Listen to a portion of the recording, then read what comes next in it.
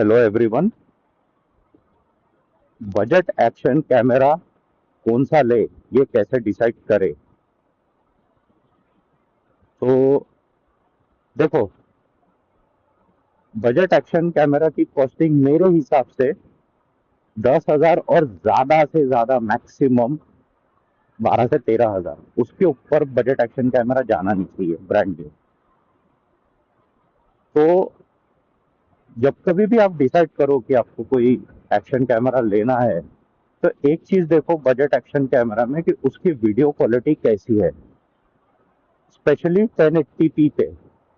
अगर 1080p की quality अच्छी है ना, तो वो कैमरा वर्थ इट है लेने के लिए। और उसके साथ में स्टेबलाइजेशन, ये भी देखो कि स्टेबलाइजेशन कैसा है। तो इसके लिए तुमको दूसरे यूट्यूबर्स के जिन्होंने भी वो एक्शन कैमरा लिया होगा, उस एक्शन कैमरा के रिव्यूज आपको देखने पड़ेंगे। वो यूट्यूबर ने क्या बताया हुआ है। जो कोई भी मोटो व्लॉगर है जिन्होंने भी ये एक्शन कैमरा लिए हुए हैं, उससे अगर वो व्लॉगिंग भी कर रहे हैं या मोटो व्लॉगिंग भी कर रहे हैं, तो उनके वीडियोस देखो, उनके एक्सपीरियंसेस देखो कि भाई अ, उन्होंने क्या फेस किया है, क्या चैलेंजेस फेस किए, और कोई प्रॉब्लम तो नहीं आई बजट एक्शन कैमरा में, उसके नेगेटिव रिव्यूज, ये सारी चीज़ें ज़रूर उसके देखो। तो पहली चीज़ है कि video quality. Video quality 1080p पे कैसे आ रही है वो देखो। उसके बाद है स्टेबलाइजेशन, क्योंकि मोटो व्लॉगिंग कर रहे हो तो स्टेबलाइजेशन बहुत इंपॉर्टेंट है। व्लॉगिंग के लिए ठीक है, लेकिन मोटो व्लॉगिंग के लिए स्टेबलाइजेशन तो बहुत ज़रूरी है। और उसके बाद में तीसरा इंपॉर्टेंट चीज़ है, वो है ऑडियो क्वालिटी, कि ऑडियो क्वालिटी कैसी है। तो ये तीन चीज़ों पे ध्यान दे दो। और उसके बाद में आता है कि जो चार्जिंग पोर्ट है, वो श्योर रहो कि टाइप सी होना चाहिए। उसके जो पहले प्रीवियस जनरेशन वाले जो चार्जिंग पोर्ट थे ना, वो वाले एक्शन कैमरा मत लेना।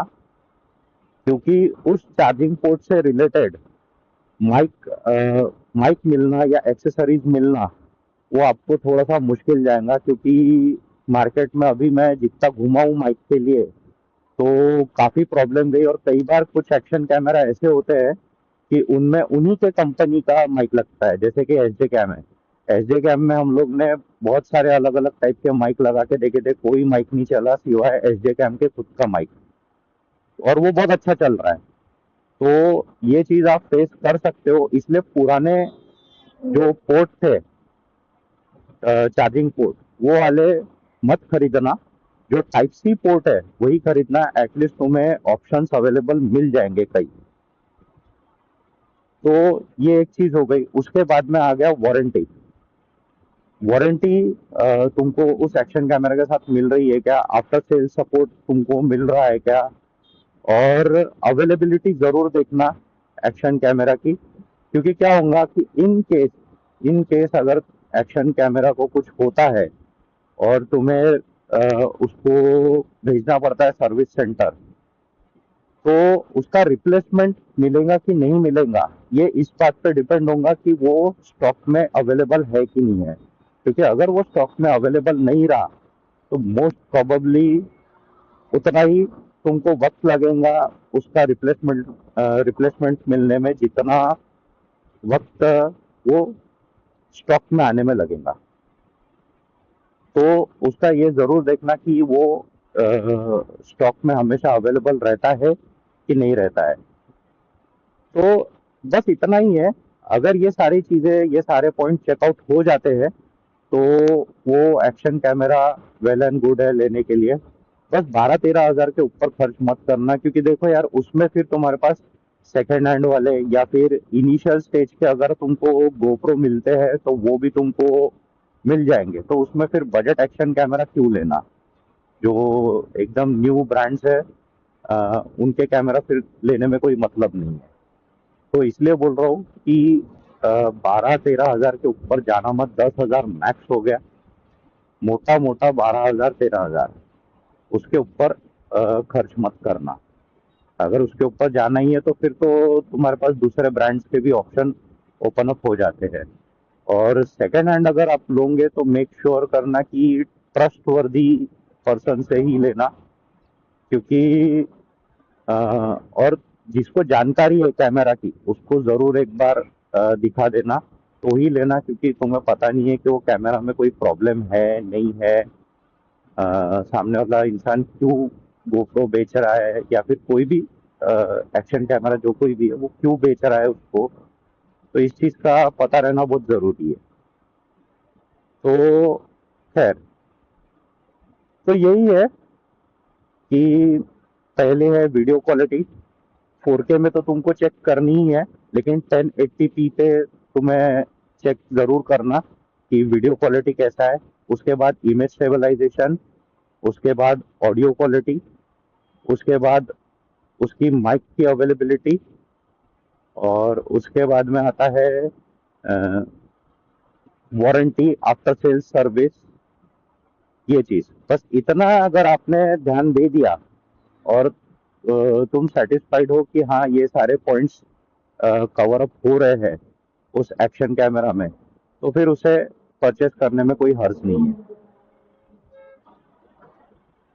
वैसे मैंने मेरे लिए जो एक्शन कैमरा सोचा था, एक एच डी कैम सोच के रखा था मैंने, उसमें से लेने का सोच रहा था, लेकिन उसमें मेरे को पता नहीं, मेरे को कुछ सेटिस्फेक्शन मिला नहीं, और जो मैंने सिलेक्ट किया था एच डी कैम 8 प्रो, वो 15,000 का था। तो मुझे 15,000 मुझे खर्च करना था नहीं बजट एक्शन कैमरा पे।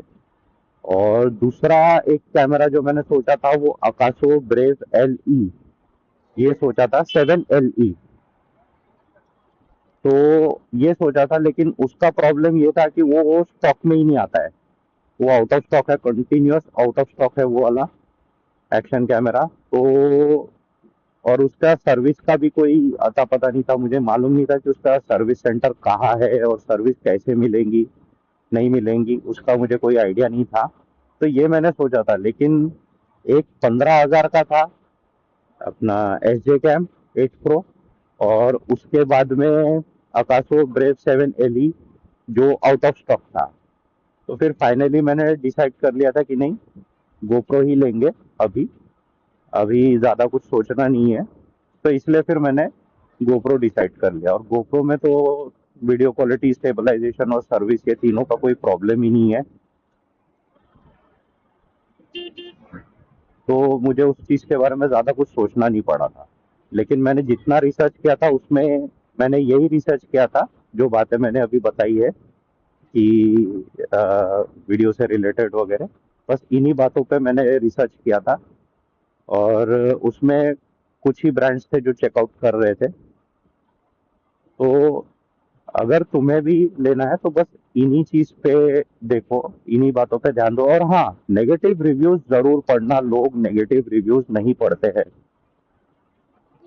जो भी कोई सेलर होगा, वेबसाइट, सेलिंग वेबसाइट जो है जहाँ से भी ये एक्शन कैमरा सेल आउट हो रहे हैं, वहां पे देखना जिन्होंने भी परचेस किया हुआ है, अगर उनको कोई नेगेटिव एक्सपीरियंस होगा ना तो उन्होंने डेफिनेटली वहां पे शेयर किया होगा, उसको पढ़ो। क्योंकि उससे तुमको बहुत सी चीजें पता चल जाती है, सर्विस के बारे में, कैमरा के परफॉर्मेंस के बारे में, वो बहुत सी बातें तुमको पता चल जाएगी। तो नेगेटिव रिव्यूज जरूर पढ़ना, चाहे कुछ भी हो।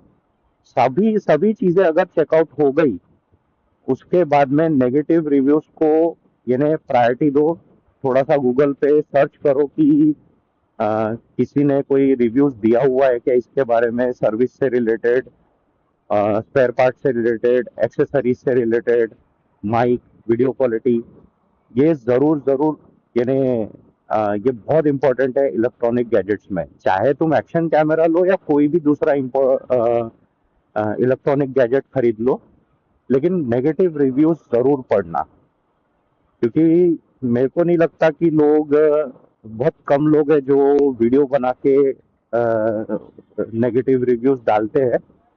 मोस्टली तो वो वेबसाइट पे ही लिख देते हैं कि क्या उनका एक्सपीरियंस था। तो वो जरूर नेगेटिव रिव्यूज जरूर पढ़ना। तो बस इतना ही है। इसके ऊपर कुछ नहीं है। अगर ये सारी चीजें चेकआउट हो जाती है तो डेफिनेटली वो परचेस करने के लायक है एक्शन कैमरा। और खरीद लो एक्शन कैमरा और जल्दी से शुरू कर दो मोटो व्लॉगिंग। तो बस आज के लिए इतना ही। Thank you for watching. Take care. Bye bye.